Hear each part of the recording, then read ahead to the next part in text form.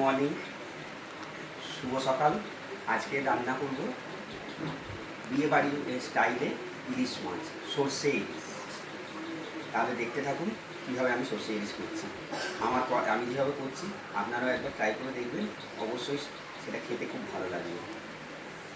এই যে একটা আমার হনুমান, সকাল থেকে উঠে নিয়ে পড়া নেই, কিছু নেই।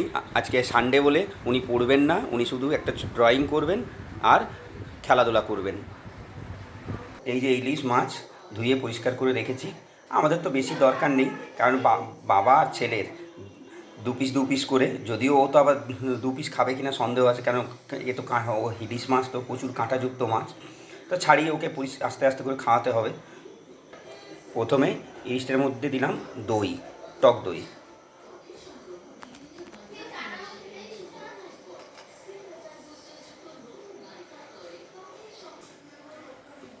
নুন,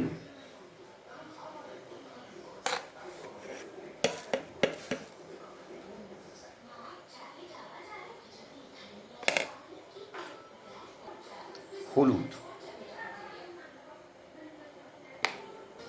সর্ষের তেল,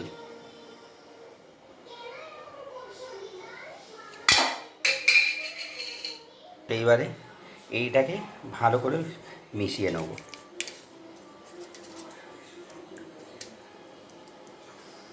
এটাকে মাখিয়ে নিয়ে ভালো করে মাখিয়ে নিলাম, মাখিয়ে এটাকে 15 মিনিট মতো রেখে দেবো। একটা পেস্ট করে রেখেছি, এর মধ্যে সাদা সর্ষে, একটু কালো সর্ষে, পোস্ত, 2টো কাজু বাদাম, সামান্য একটু নারকেল দিয়ে আমি এটা ভালো করে পেস্ট করে নিয়েছি। কড়াইয়ে তেল দিলাম, সর্ষের তেল দিলাম কড়াইয়ে। তেল গরম হয়ে গেছে, তেল গরম হওয়ার পরে এতে কালো জিরে দিলাম আর কাঁচা লঙ্কা দিলাম। ভালো করে কষিয়ে কষিয়ে ফ্রাই করে নেব। পরিমাণ বা স্বাদ মতো নুন দিলাম, পরিমাণ মতন হলুদ দিলাম, 1 চামচ টক দই দিলাম। দেখুন মশলাটা ভালোভাবে ফ্রাই হয়ে গেছে। এরপর এর মধ্যে ইলিশগুলো দিয়ে দেবো।